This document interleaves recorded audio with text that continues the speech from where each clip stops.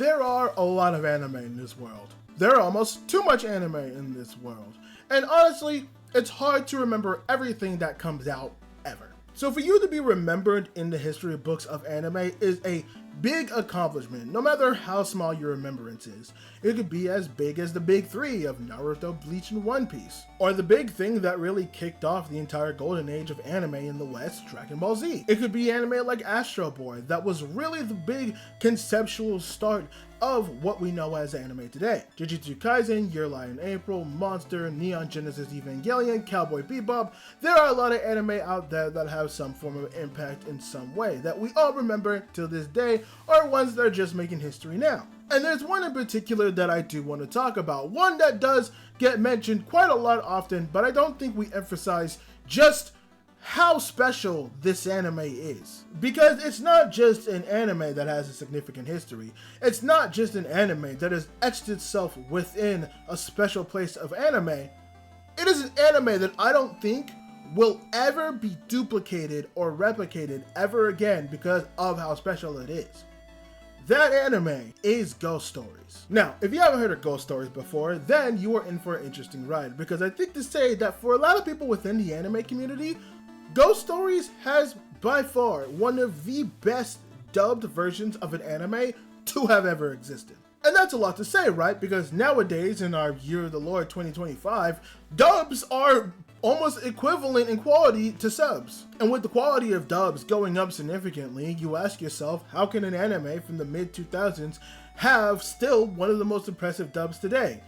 And for us to really understand that, I feel like I need to explain to you very quickly the history behind Ghost Stories.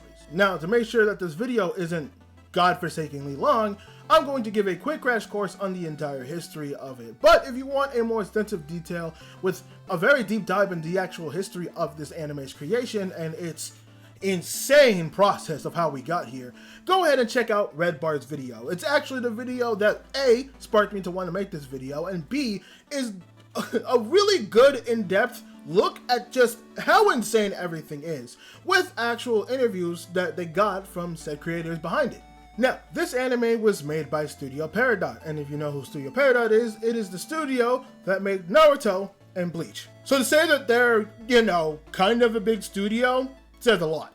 And they wanted to expand on their portfolio of anime by picking up Ghost Stories, because believe it or not, Ghost Stories in Japan through other mediums was actually a very popular IP. So Studio Peridot thought it could capitalize on said popularity by making an anime, and they stacked this thing with some big name voice actors. I'm talking about an A-class that would rival any anime today. But unfortunately, for one reason or another, the anime was a complete flop, and it was just thrown to the bin of Studio Peridot's forgotten projects.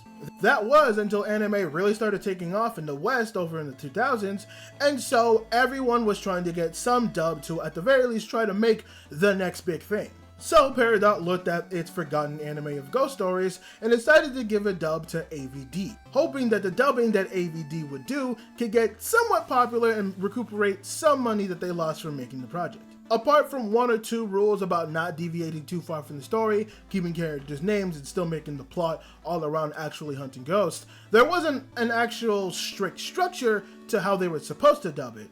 So they brought in Steve Foster, a guy who is known from deviating from stuff, which is a weird thing to be known about.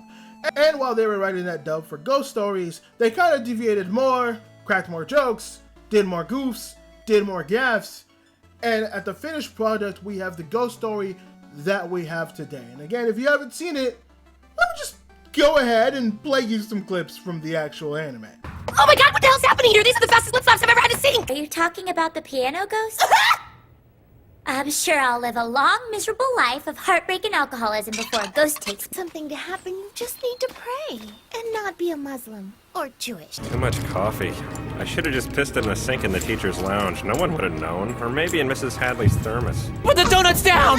Drop the Krispy Kreme, Serpico! We need your help You do? here! My house look like my father and my brother after 9 months or something? Yeah, boogity-diggity-diggity-diggity-diggity-diggity-diggity! Yeah, that right there, ladies and gentlemen, that's Ghost Stories.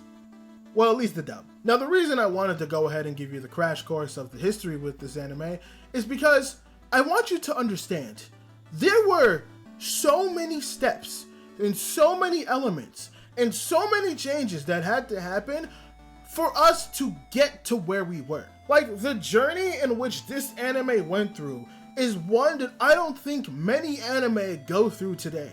With how big the anime community is and how much money the industry makes, sure, they'll put out a lot more stuff nowadays. We still get like 40 to 50 anime that come out, but we aren't getting people that are just allowed to deviate as much as the Ghost Story dubbing team did.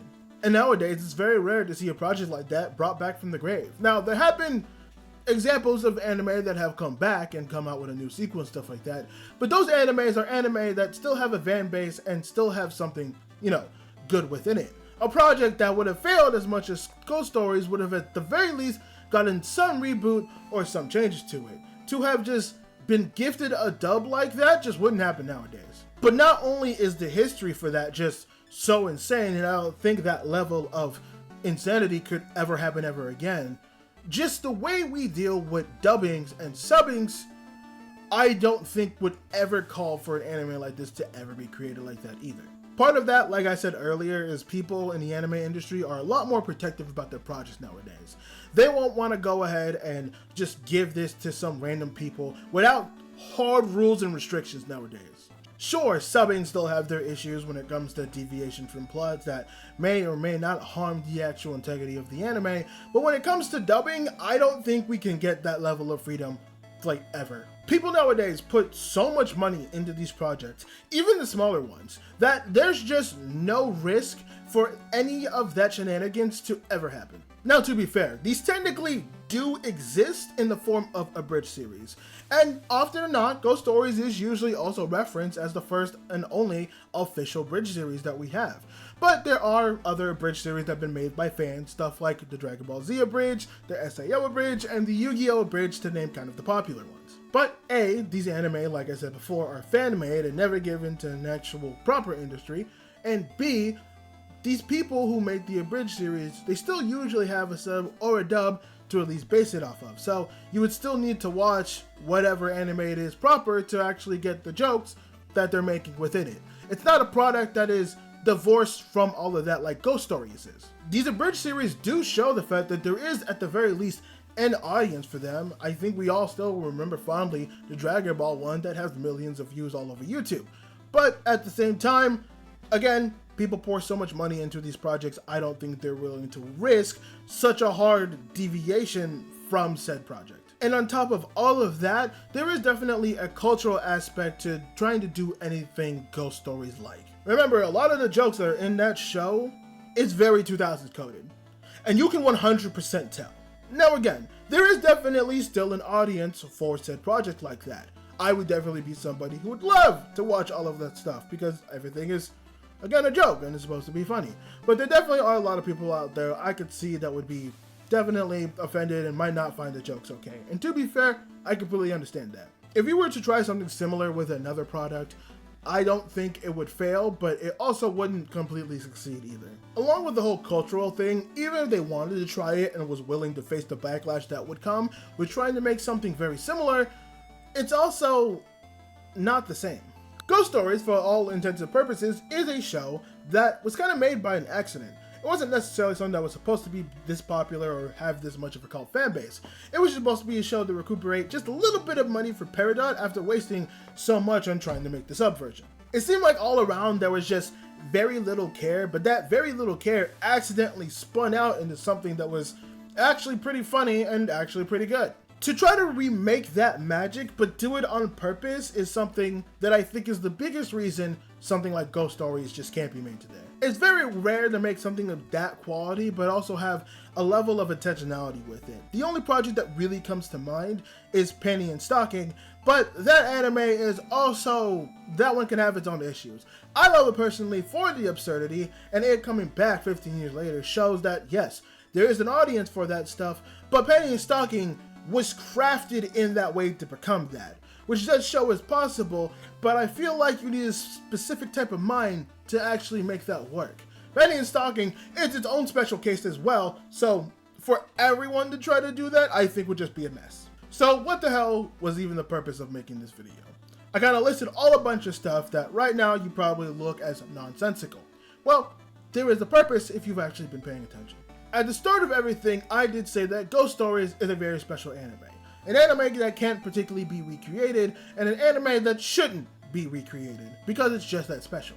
Yes, we call other anime, like the Big Three or other romances and other stories in anime special, but nowadays we see that style get recreated. They make a format, they make something that people can use a template of and grow out of, and more than not, those animes do get popular. But if we're being honest, Ghost Stories was never supposed to be popular.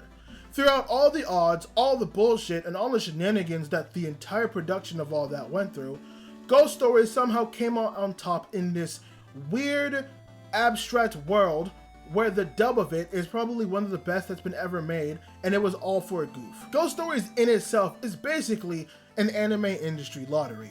It was an anime that against all odds should have just flopped even with a dub. But despite everything, they somehow found the magical formula to work, and now it's etched in time, having this little spot in anime history as everyone remembers it very fondly for a dub. But while it is also an anime lottery, it is as well a product of its time. There is no other space between the 80s, 2000s, 2010s, and 2020s I don't think Ghost Stories would have found the same success. It's only because of the initial moving towards the rest of all this anime and everyone trying to make dubs and everyone trying to use whatever they had at their disposal to try to get that gold mine of actually being popular in the West is what sparked it on. It wouldn't be able to succeed within the 2010s because that was a time where we were just wrapping up on the anime. It wouldn't be able to succeed in 2020 because anime is so big now, no one will make a risk like that. And the 80s, there just wasn't the audience for the dub. So even if they were trying to make the sub version of it, it would also just not as be popular and they wouldn't even bother in the first place. Ghost Stories isn't just a special anime. It isn't even just a one in a million. It is a one-of-a-kind anime. And an anime I don't think we'll see for a very, very, very long time. I'm like so gay.